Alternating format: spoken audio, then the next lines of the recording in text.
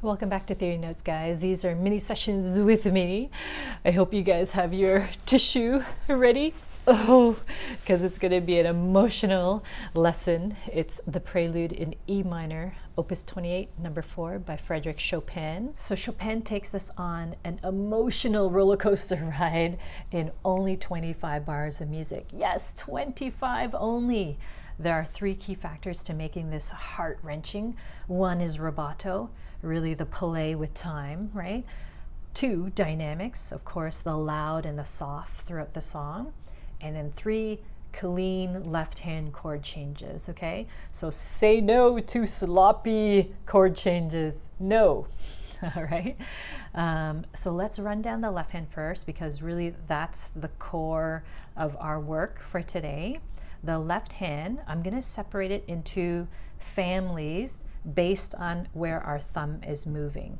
Okay, so even though we go through multiple chord changes, they're all linked up by the same letter. All right, so the first family is the E family, and then D, C, and so forth. Okay, so you notice that E minor chord, G, B, E, middle C is right there. Okay, now our second chord, we just move our bottom notes down, F sharp and A. Third, thumb to E flat.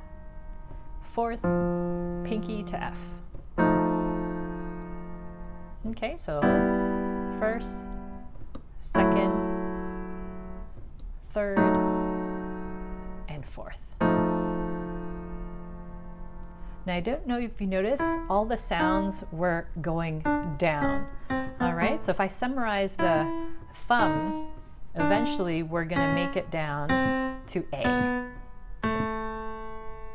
All right, so everything was going down chromatically, except for the B and A, which was a whole tone, really just meaning there's a note in between those. Okay, now was that a sign from Chopin? Was he seeing his own fate, right? The end is near, we're dropping down. He did complete the Preludes in Spain, where he escaped to find cleaner air, because obviously he had major breathing issues. They said that he had tuberculosis, right? So he went there to really, try to improve his health.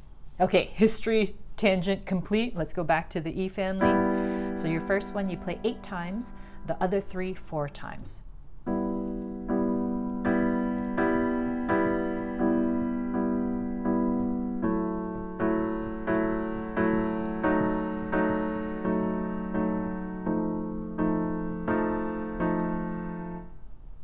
Okay, did you hear the momentum change?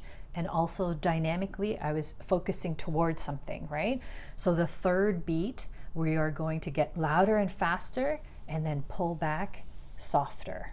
All right, so listen carefully. So 1, 2, 3, 4. 1, 2, 3, 4. 1, 2, and 3 will be the next family. But did you feel that momentum change, right? Because our left hand represents our heartbeat, right? So our heart beats a little bit stronger and faster, and then a little bit weak. Stronger and faster, showing the fight, and then the struggle. More, keep fighting. All right, so you can hear that concept, that push, right? The suffocating, the disparity. Okay, all right, so now we're going to push through to the D family. So we ended the E family with the E flat on top. Your thumb will go to D, middle to G sharp. Okay, I'm only really naming the changes. Bottom to E, and middle to G. Okay, 1 note change. So the first one was the D minor, G sharp in the middle, E at the bottom, G in the middle. Okay, so the other notes around it stayed the same. Okay, so D minor twice, G sharp twice, E 4 times, and then the next one twice. right, so now the C family is going to be the longest, so our thumb is going to move down to C sharp. Keep going, thumb down to C. That's a huge turning point. This is a C major chord, okay? Maybe a little bit of hope, a little bit of sunshine, okay? Middle note goes to F sharp. Maybe not, okay? Pinky goes down to D sharp. Oh, definitely not. Diminished chord, right? Pinky goes down to D. Okay, really falling down more now. And then middle to F. Okay, so that was 6 C themed chords, right? So the first one, C sharp, twice. C major, 4 times. F sharp in the middle, 4 times. And then another 4. D sharp at the bottom, 4 times. D at the bottom, 8 times. Another set of 4. And then middle note, F, 4 times. Okay, pushing forward, thumb goes down to the B family now. We're closing in on the last note soon, right? And then bottom notes go down to C and E. So really the B family, just 2 changes. 4 times,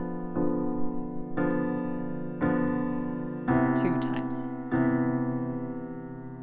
Okay, now the last family, thumb goes to A minor. Still dark chords, right? Pinky then goes down to B. Middle goes to D sharp. And that's it. Then the exchange between the A minor and dominant 7th. A minor again, and then dominant 7th.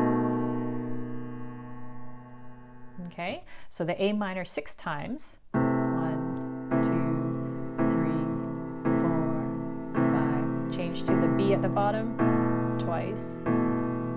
D sharp twice. Back to A minor 4 times. D sharp 4 times and B. A minor 4 times, and B and D sharp once. Okay, so congratulations. If you made it this far, then high five and fist pump. Okay, so that's 12 bars of left hand changes from the E family to D, C, B, and A, right? Of course, we did that mainly with half steps. So let's summarize all of that from the very beginning, okay? Now, I want you to really pay attention to the rubato push and pull, the dynamic push and pull as well. So E minor.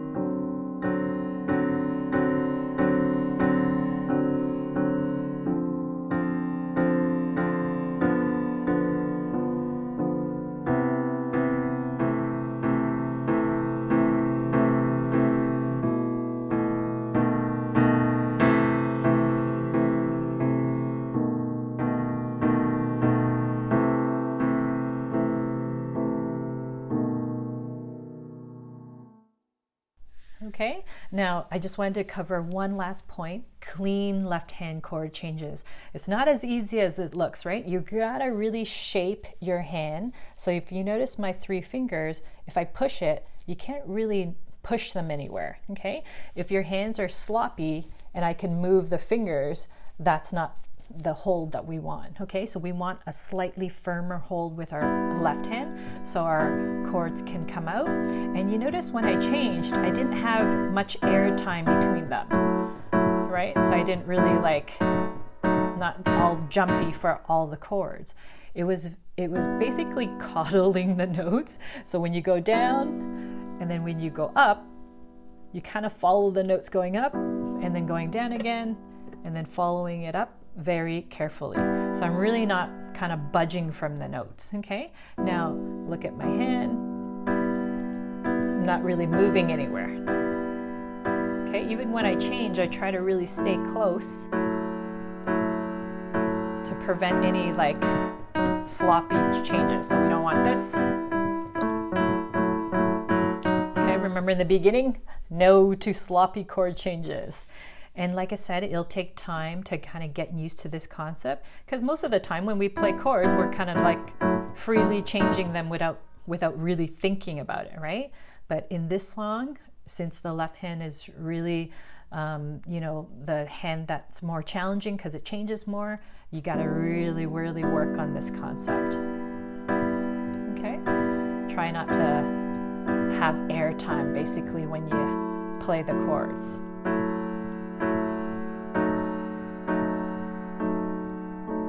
Okay, now what about the right hand? We've spent so much time on the left. What about the right? So the right hand represents our breath. Okay, so my old teacher used to say, try to hold your breath until you get to that fourth beat. Okay, because that fourth beat is a sign of air. And then the first beat is, oh, I'm running out of air. So at that fight, that struggle to breathe. Okay, so we start with octave Bs. And the exchange is really between B and C. Okay, and C is where we take that breath. Okay, physically take the breath. All right, so octaves, and I'm going to include the left hand in this so you can see the momentum towards that fourth beat. Go faster. 3, 4. 1, 2, 3, 4.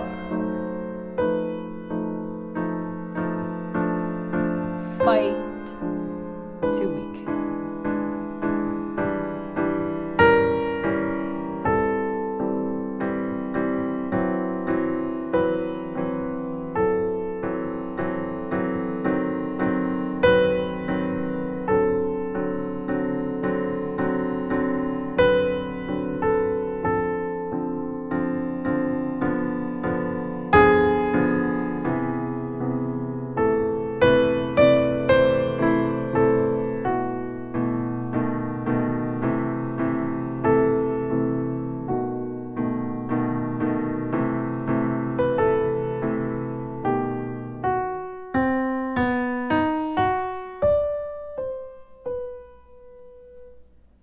Oh, Chopin, you write such wonderful music. So did you notice that little linger on the fourth beat, right?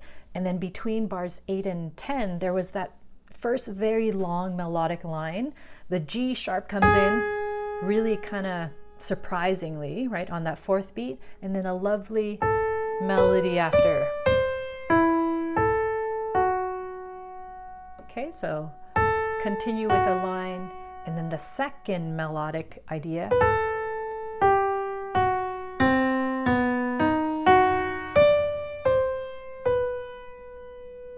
Okay, so they both focused on the high D. Okay, so that G sharp, go to the high D.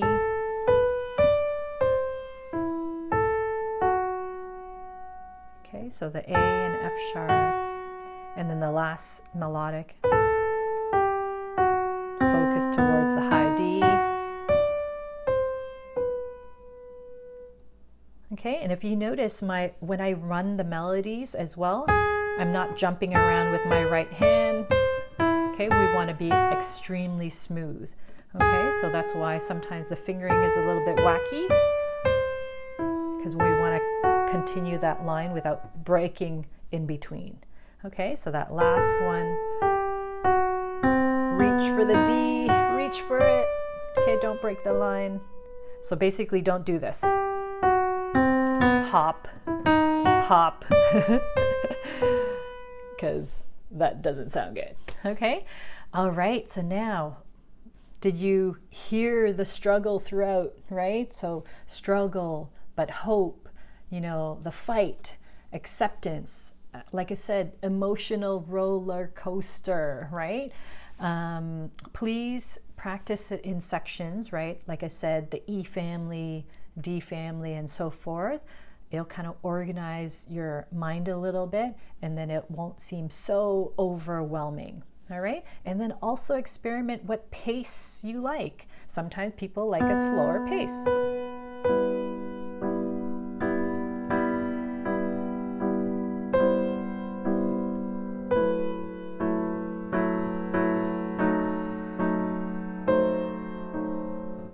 Okay, and then the opposite end, some people like a faster pace.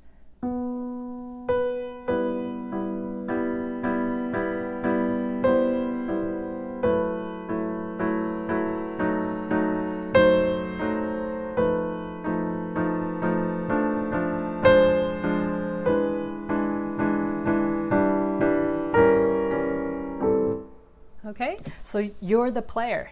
You decide, right? Decide what you like. And I mean, your mood might change from day to day anyways. You might like one slower a day and then the next day a little bit faster, okay? So that's the beauty of just playing music. You decide, okay? Keep on practicing, keep on playing, and of course, comment, like, share below. One last thing, kindness is free, so sprinkle that stuff everywhere. Booyah!